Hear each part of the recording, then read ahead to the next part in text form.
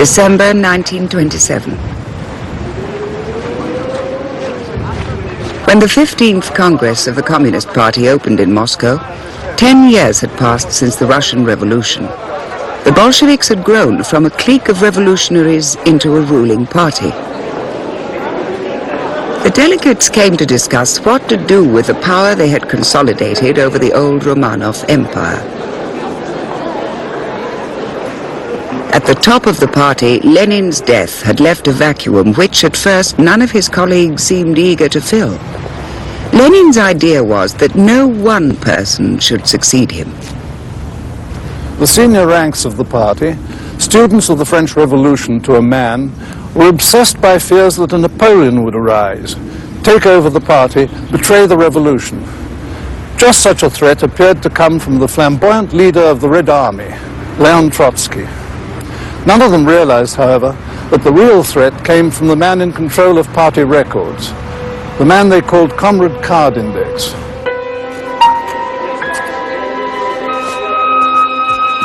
Comrade Card Index was the nickname for the party general secretary. His real name was Joseph Stalin. Lenin had said of him, "Comrade Stalin has unlimited authority concentrated in his hands. I am not sure he would always be capable of using it with sufficient caution." This was the man who now addressed the party as its undisputed leader.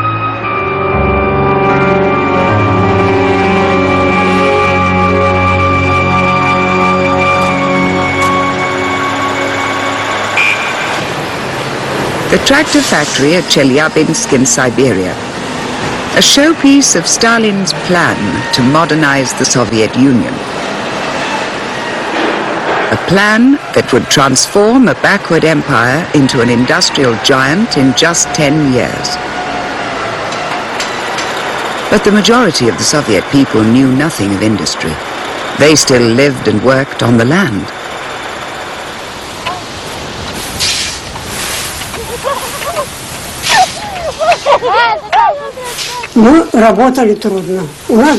It was difficult to get the work done in those days. We didn't have any horses, just cattle, 2 bulls. Mother used to get us all going. Come on, into the fields. And off we'd all go. Off to plough or to bring in the hay. The coming of the Chelyabinsk factory changed the life of Elena Pirzhogina. I told Dad I'm off to join the tractor factory. Where did you dream that one up, he said. Finish school like everyone else. Look, it's in all the papers. They're building an enormous factory.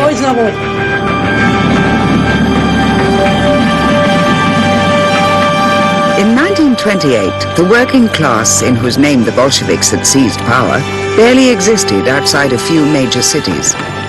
Over the next 10 years, 17 million peasants, more than 10% of the Soviet population, moved from the land to new industrial cities like Chelyabinsk. So we went off to find the boss of the site.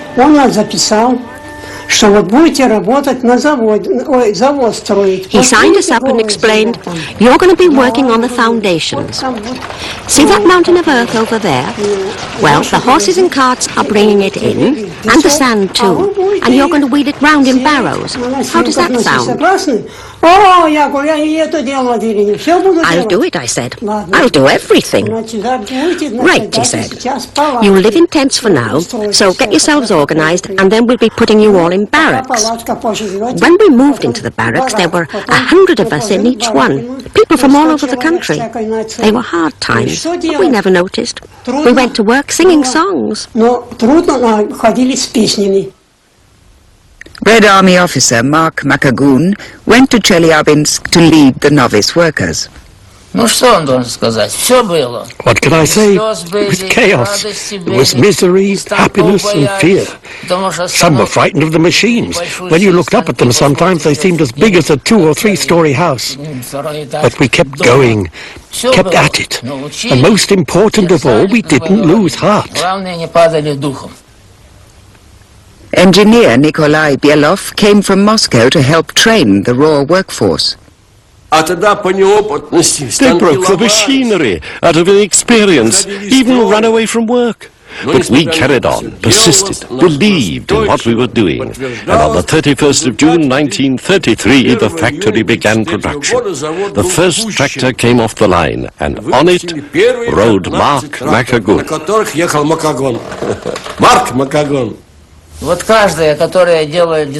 Everybody who'd made a part of the tractor, no matter how small, was so excited about it. Where have they put it? They ran up to have a look. Oh, that's my bit.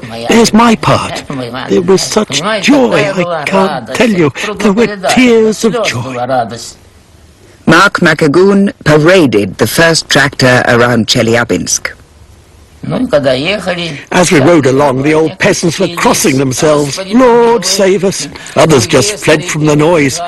It was a miracle in those days, you see. A living miracle.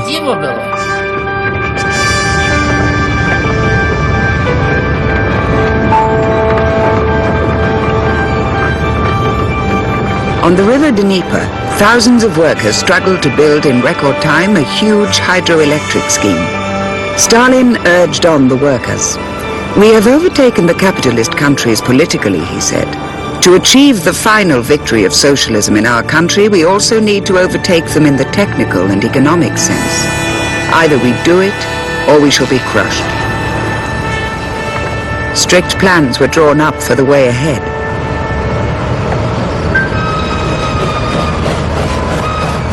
The Soviet leadership believed that economic success was just a question of planning.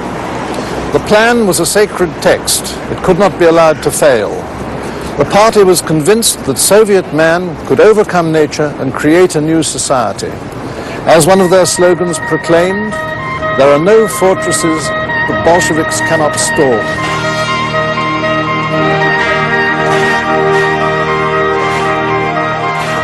In the Urals, the foundations were laid for the world's largest metallurgical plant, Magnitogorsk.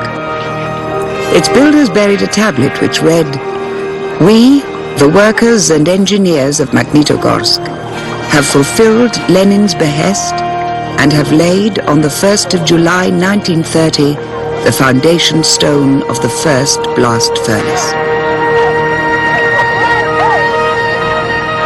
In April 1929, the party adopted the first 5-year plan for the modernization of the Soviet Empire.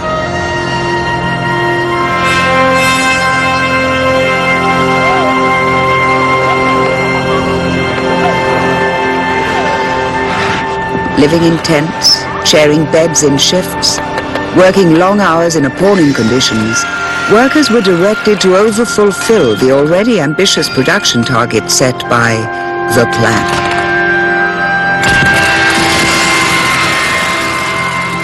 There was a special cinema in Leningrad. It was called the Chronicle Cinema, and there you can see everything that was happening. So you saw the Magnitogorsk, you saw how they were building. Workers were working. They showed pictures of workers working with bare feet, mixing the cement with something, and the music was playing, and they were singing, and the girls in red kerchiefs were working in the streets, cleaning up the streets with brooms.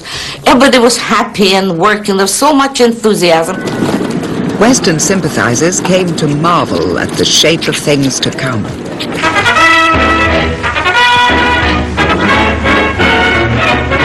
A big Russian airliner descends at Moscow, having as a passenger on board Mr. H.G. Wells. The eminent English novelist is warmly greeted by a group of distinguished Soviet writers. To visitors like Wells, the Soviet Union seemed to offer a bright alternative to recession in the West. I was here last in 1920, and when I was here in 1920, I talked to Lenin, and he said to me, "Come again in 10 years' time and see what we've done." Well, it's 14 years, but I've come. Toolmaker Robert Robinson escaped the racism and unemployment of Detroit for a contract in the workers' paradise. I never saw a people who were so imbued with the fact that they were going in 5 years' time, or at most Stalin told them 7 years' time, to overtake and surpass the United States of America. The people were simply, in fact, they would come 6 o'clock in the morning instead of 7:30 and begin to work the machines.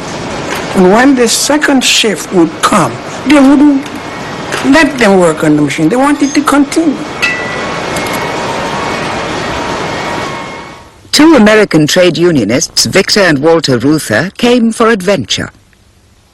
It was an exciting experience to see people with such minimal technical experience coming out of Central Asia or out of a Volga farm village and getting a job in a factory that is making automobiles that run, you know. This is a whole new world. It was an exciting experience for them and for us to be a part of it. Foreign technicians like the Reuthers brought much needed expertise to the Soviet Union. Modern ideas were also welcomed. The mass production techniques of Henry Ford were much admired.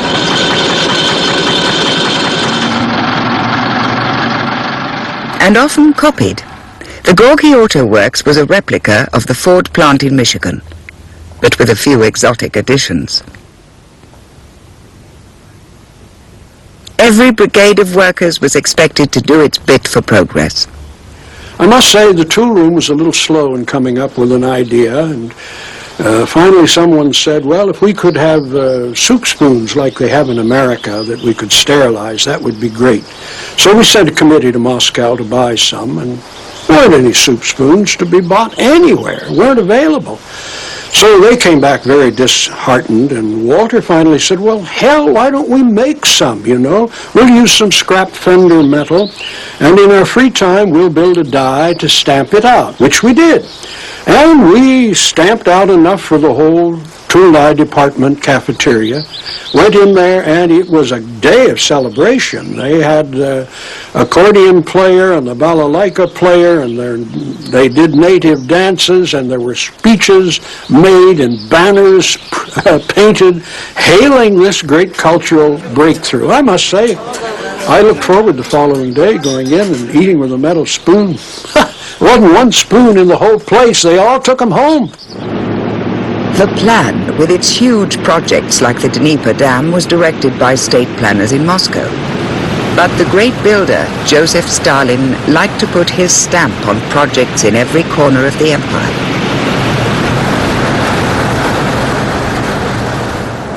This building is the Moskva Hotel. The architect submitted drawings to Stalin for his approval and offered him a choice of two facades. On the left of the plan was one design, on the right another. The plans came back with Stalin's signature across the divide between the two designs. No one dared go back and ask Stalin which he actually preferred, so it was built exactly according to plan.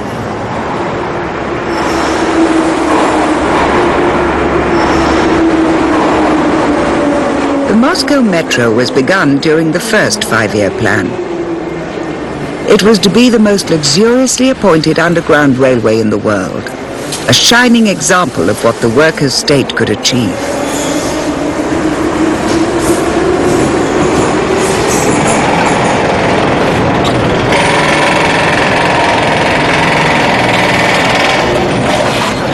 Its builders were the stars of the Soviet workforce. Their faces adorned posters. Their exploits filled the newsreels. This young woman was one of the heroines of the metro construction. They sent me to work on access shaft number 3132. So I got there and began to look for the entrance. Nowhere to be seen. There were trams running up and down the road, tram tracks too, but no shaft. Ah, yes, the shaft, they said. You're going to build it. So we had to pull up all the tram tracks, build a fence around the site, and clear away all the stones with our metal spades. Then, and only then, did we actually start work on the metro itself.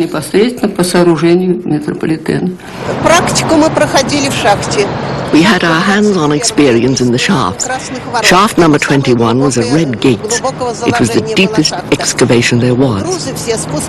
Materials were hoisted up and down in a cage. The workforce and the miners, we all had to climb up and down by ladder. It was a wooden ladder which went right down through a deep well into the tunnel. As you climbed down, it got more iced over, more slippery. Little lamps flickered here and there in the gloom, and it was difficult to see where you were stepping next. It was so frightening, like going down into hell.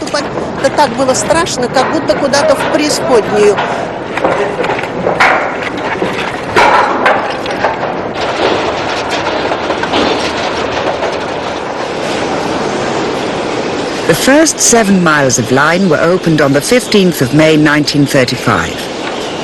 Stalin congratulated its builders. Благодарность ударникам и ударницам и всему коллективу инженеров, техников, рабочих и работниц метростроя.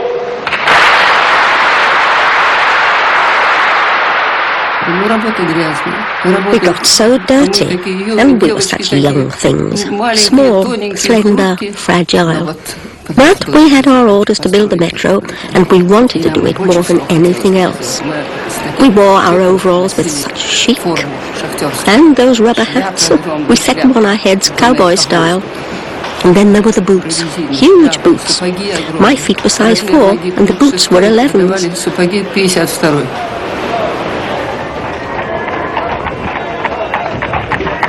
In Soviet Central Asia, Muslim tradition kept women veiled and at home.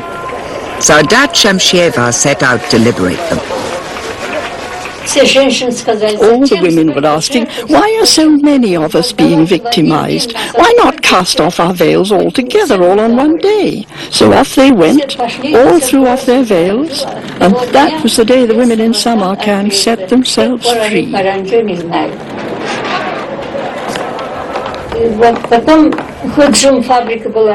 Later on, they set up the Hujum factory, the silk-making factory in Samarkand. They eventually added a dressmaking workshop, and finally a factory, all sorts. But our first task was to explain to the women that if they didn't work, if they didn't earn their own money, they could never really be free.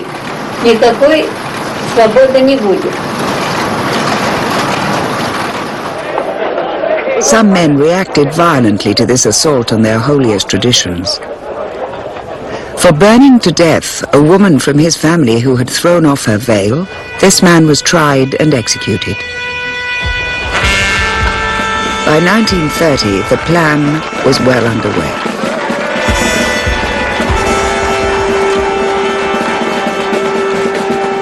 But Stalin expected still more from the workers. He commanded them to complete the plan in 4 years, not 5. Targets were raised and then raised again. To encourage the workforce, stupendous feats of production were stage-managed by the party. This miner, Alexei Stakhanov, managed to cut 102 tons of coal in his shift. His quota was just 7 tons. He became a hero of socialist labor and gave his name to a movement, Stakhanovism. Сегодня мы гордо рапортуем любимому вождю Иосифу Виссарионовичу, что шахта Центральный Ирминов вместо суточной добычи 900 тонн выдал на гора 1800 тонн. Наше слово мы выполнили с честью. Да здравствует великий вождь народа, наш родной товарищ Сталин. Ура!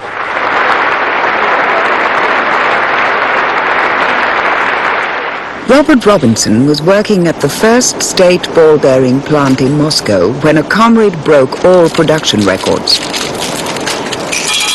He produced twice the amount in one night. The next day he became a hero of the Soviet Union.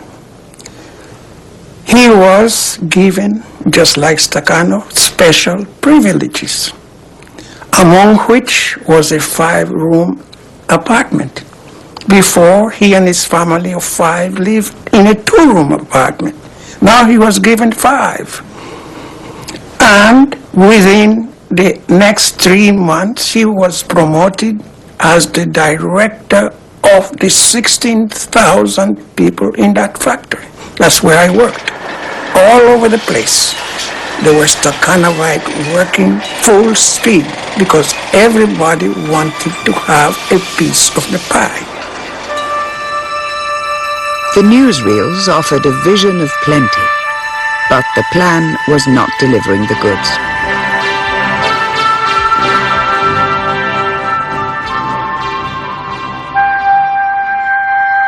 Even the basic necessities of life were hard to find. Despite the promises, luxuries were unobtainable by all but the privileged. The workers' state demanded great sacrifices and imposed great hardships on the people in whose name it ruled. But the shelves remained stubbornly empty. The planned utopia had not been achieved.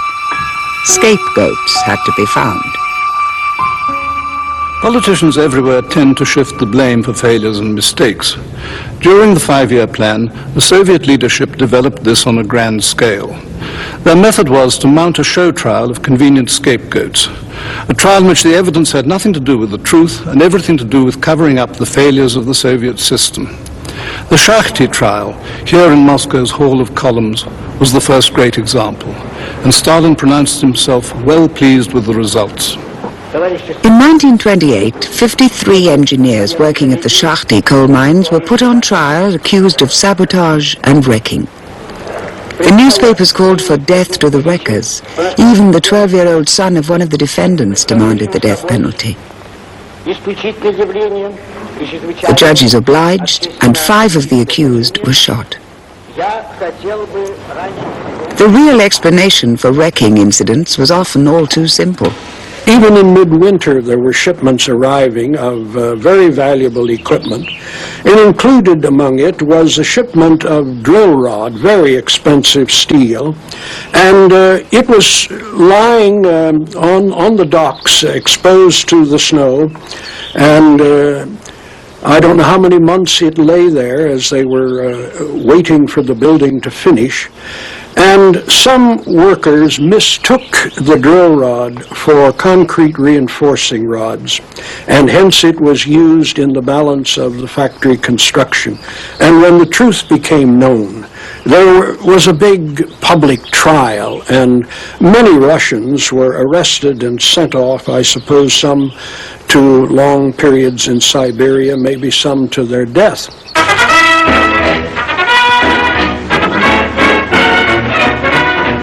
British engineers were accused of running a network of saboteurs and spies.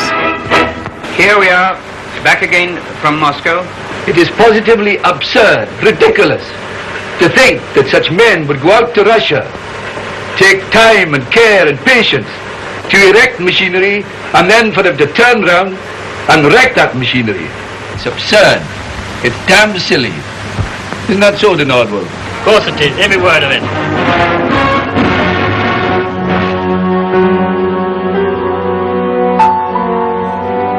In 1930, another show trial opened. The defendants, engineers and other specialists, were accused of forming an opposition group, the Industrial Party. Their leader, Professor Ramzin, was accused by public prosecutor Vyshinsky of plotting treason with Lawrence of Arabia and French President Poincaré. The accused duly confessed their guilt. Когда вся моя вина перед вами налицо, и я всецело передаю себя пролетарскому суду, как он найдет нужным вступить со мной.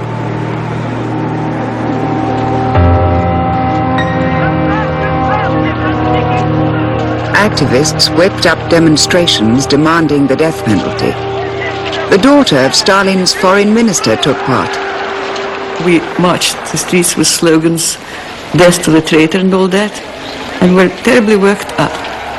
Then the next day, there was another meeting, and they told us that the government has decided to commute the sentence, to pardon Ramzan. And I wept and wept and wept at that meeting because somehow, I wouldn't put it in those words, but I felt we'd been had. We didn't think in terms of Stalin, but just somehow that we were manipulated. Our feelings were. The Moscow-Volga Canal. It is still an important transport artery for the Soviet Union.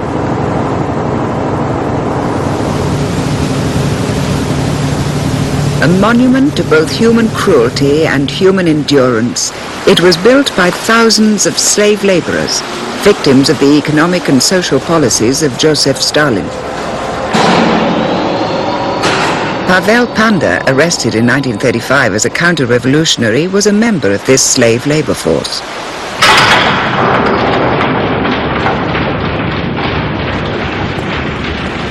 Постепенно входило в наше сознание, что Gradually, it dawned on us that our arrests were no accident. We hadn't been collected together because of the crimes we'd supposedly committed. The whole thing had been done with a purpose, to complete mammoth tasks in the cheapest possible way.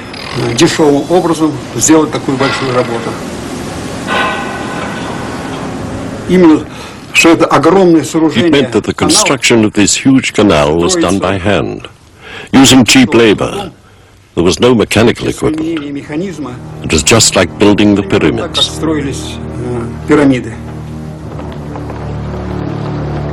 Slave labor by prisoners was to be the backbone of the Soviet economy for the next 2 decades. The first canal was the Belomor, built to link the Baltic and the White Sea. Its 300,000 slave laborers were managed by convicted engineers. This propaganda film claimed that the laborers were all ordinary criminals. Corrective labor would make them useful citizens of the workers' state. The canal opened just 2 years after work began, and Stalin paid a visit.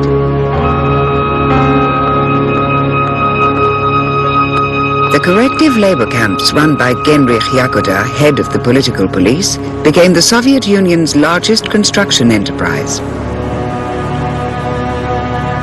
Like the rest of the centrally planned economy, slave laborers had quotas to fulfill.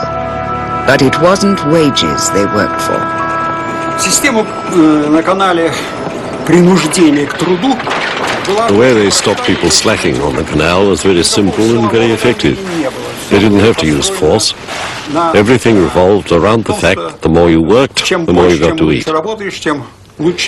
There were 3 incentives to make us work. The first was the basic bread ration, then there was a hot meal, and the third was the extra ration for really hard workers. И третье – это ударный зачет. А вот уже к концу дня, когда уже смеркалось, I remember how towards the end of the day, at dusk, the workers who couldn't fulfill their quota would trail home. They looked so pitiful, dragging their feet. You could tell at a glance they were goners. было ясно, что хорошим для них это не кончится. They died by the hundreds of thousands and were buried in unmarked graves, like this one just 15 miles from the Kremlin. It was rediscovered in 1989. The sign warns that here lie the victims of Stalinism. They were only the first of millions.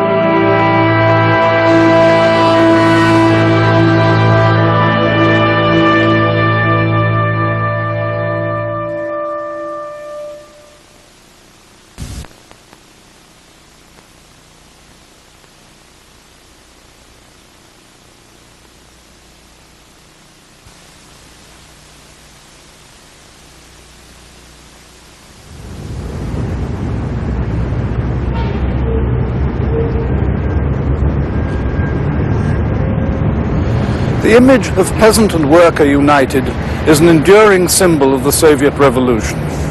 The Russian word for it is smychka, which suggests the closest of bonds. In reality, the political leadership despised the peasants for their backwardness and feared them as potential enemies of the revolution. Pinchuki is a small village in the Ukraine, agricultural heartland of the Soviet Union.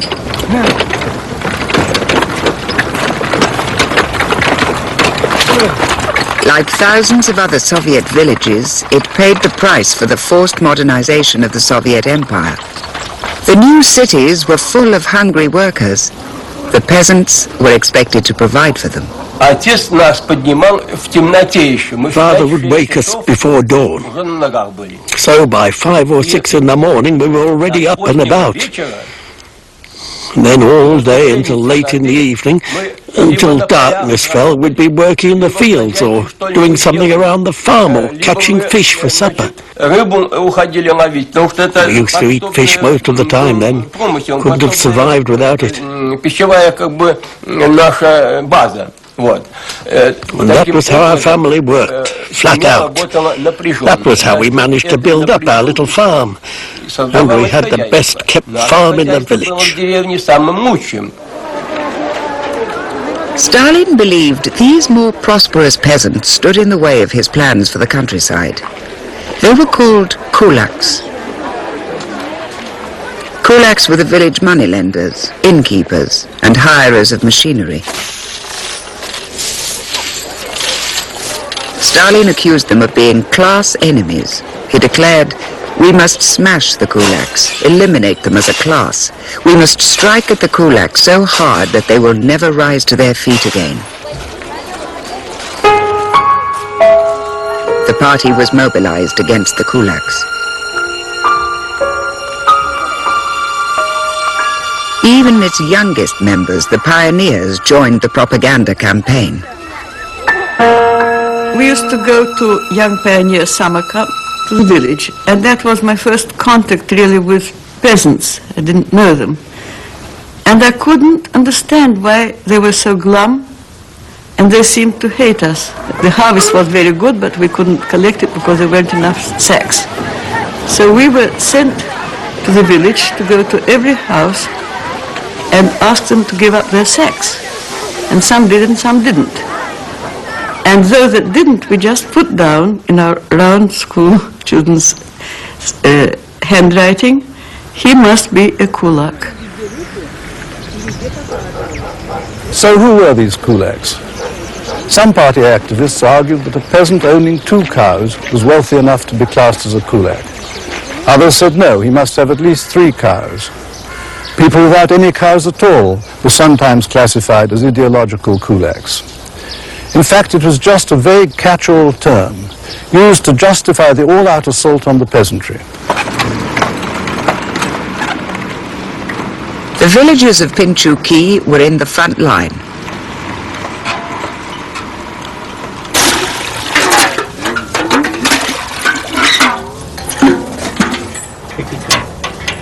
Olya Treshenko came from a family that had worked hard and prospered. Her parents were now denounced as kulaks. So we kept a cow. We had 3 farm hands. There was the 1 milk cow, another cow, and a pair of horses. We had a plough, a cultivator, and a harrow, and they were ours. We owned them. If that was enough to call us kulaks, then everybody was a kulak.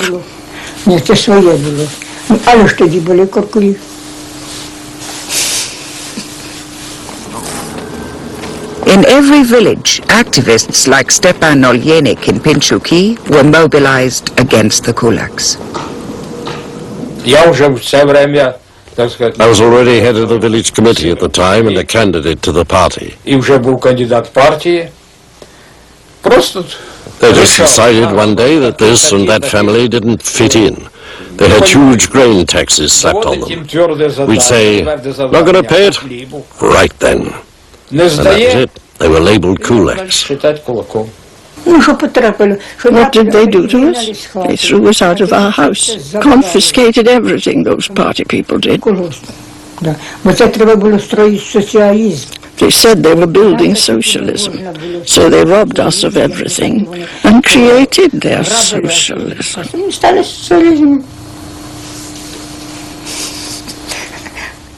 То мы сразу, в общем, раскулачили. So we set to and dekulakized 70 families. deported the lot. After that, we went round a second and third time, but this time we rounded up less, about 30 families.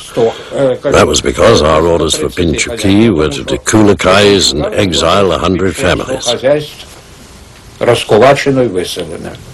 Настолько трагический момент.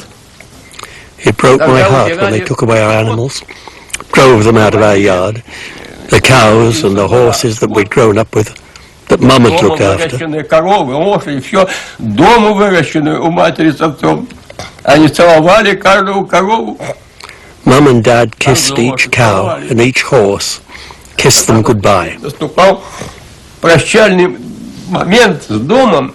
Они And when the time came to leave the house, they were religious, you see. They went down on their knees and they prayed to God to bless their house. своему дому. Да. Трагедия была изумительная, конечно. The whole thing was a complete tragedy. The work of 100 years was destroyed. That's how you should look at it. Totally destroyed. Весь был уничтожен. Men, women, children, the elderly, all were deported. Loaded onto cattle cars, they were transported for thousands of miles to the frozen Arctic, the steppes of Central Asia, the wastes of Siberia, to join the growing army of slave laborers. Few survived.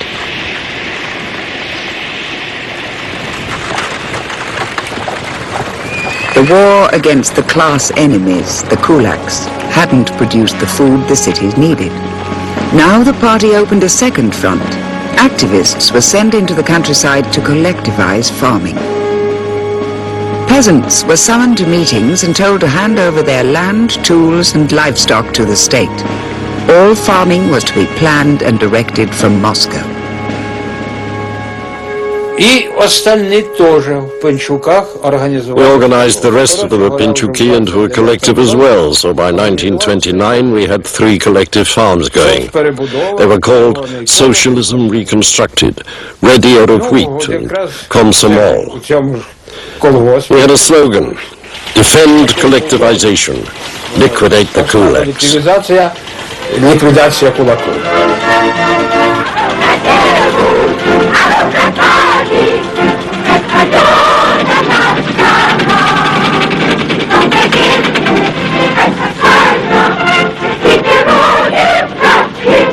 On Soviet cinema screens, peasants marched off happily to join the collective farms and begin a new life as willing servants of the plan.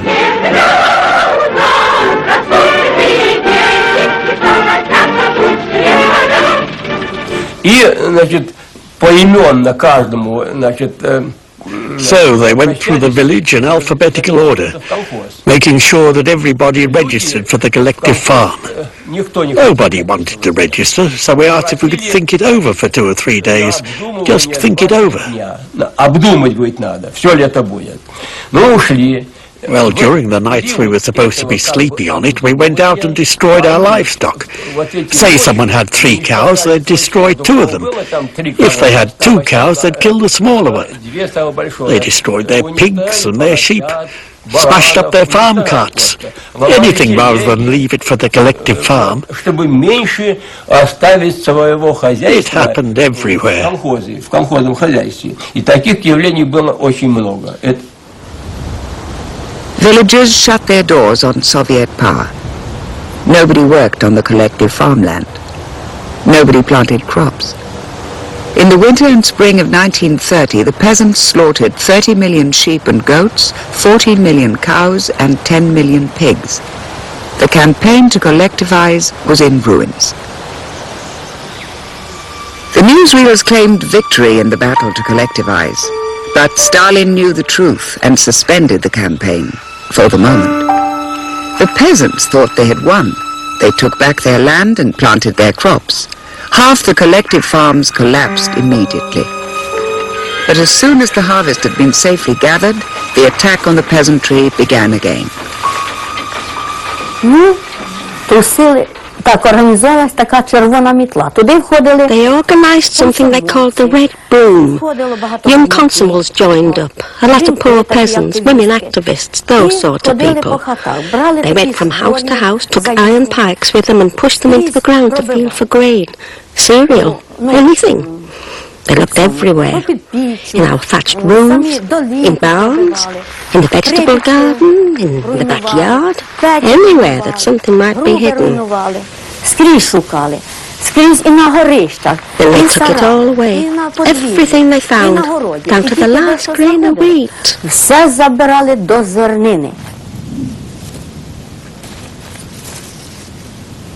In 1932, writer Lev Kopelyev joined a requisitioning brigade in the Ukraine. There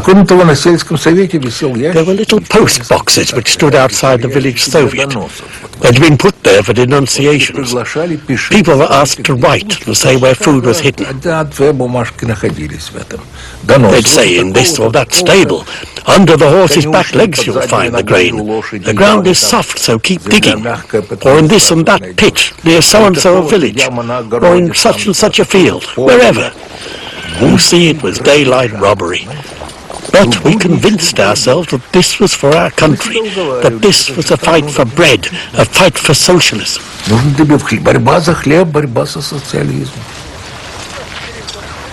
Requisition quotas were raised and raised again. By the winter of 1932, there was no food in the villages. People were starving. There was nowhere to turn for help. The church, too, was under attack.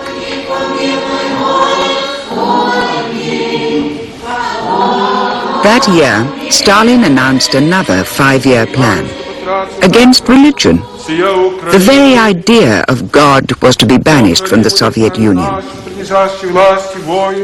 This church near Pinchuki lost its priest, but survived.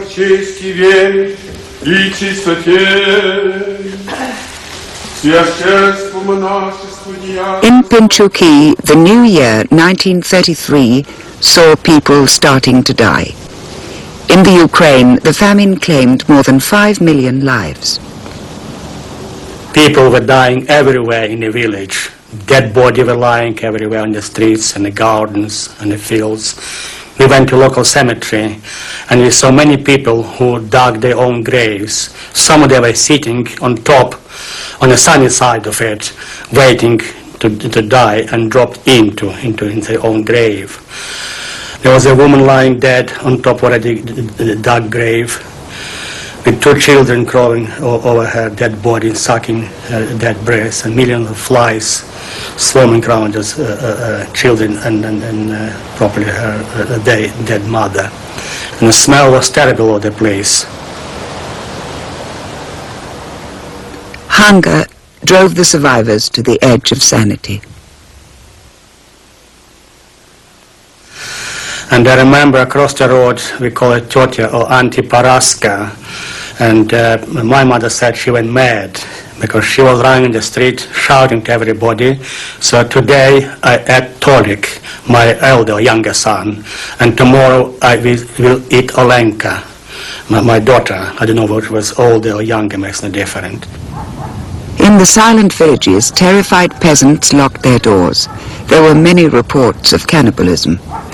In Pinchuki, Olia Treshenko went out to look for food. When she returned, her child had disappeared. I went looking for him everywhere. I ran round for 2 days. Then in the garden, in my neighbour's garden, I found his little head.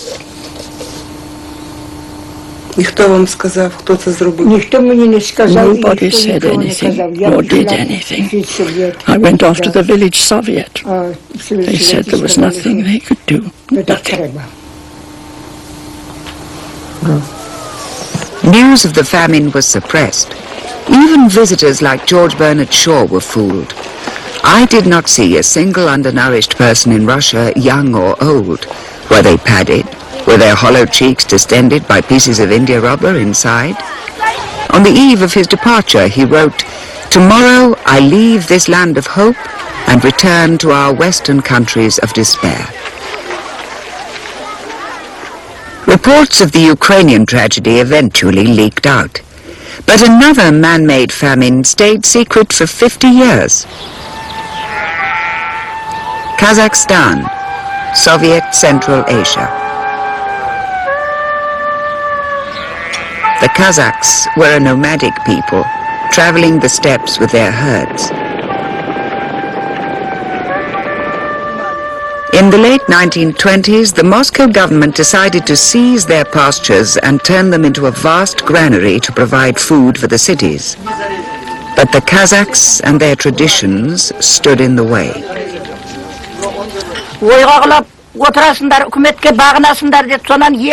They made us move to fixed pastures and settle permanently there.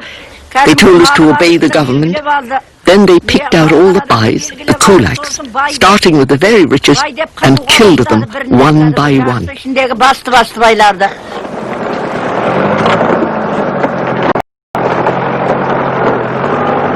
A campaign was launched to settle the Kazakhs and transform them into grain farmers. The campaign was spearheaded by the secret police, many recruited from the local population. We used to have meetings. They'd decide who the rich people were and go through them in alphabetical order. 2 cows from you, they'd say. 1 cow from you. Half a cow from you. Get together with him and his half, and that makes a whole cow.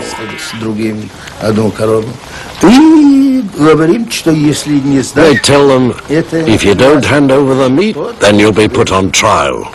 So they always gave in the end, even if they were down to their last cow. The Kazakhs resisted. They destroyed their herds. Millions of the animals requisitioned by the state died of neglect. The government's grain-producing plans were a disaster. They were soon abandoned. But it was too late for the Kazakhs. A quarter of the Kazakh nation starved to death.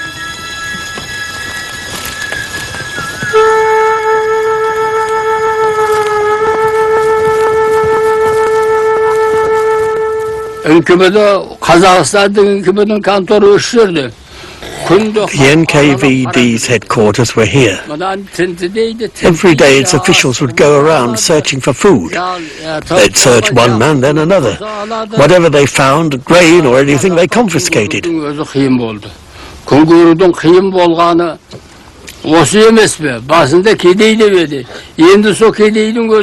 Times were bad for the poor as well as the rich. Like a hen being plucked, the Kazakhs were disintegrating. The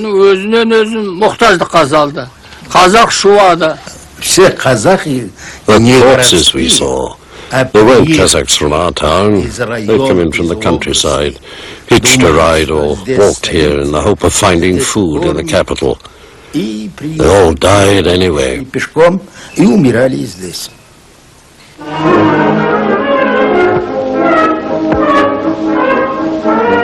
In Moscow, celebrations of Soviet health and efficiency masked the real price of progress.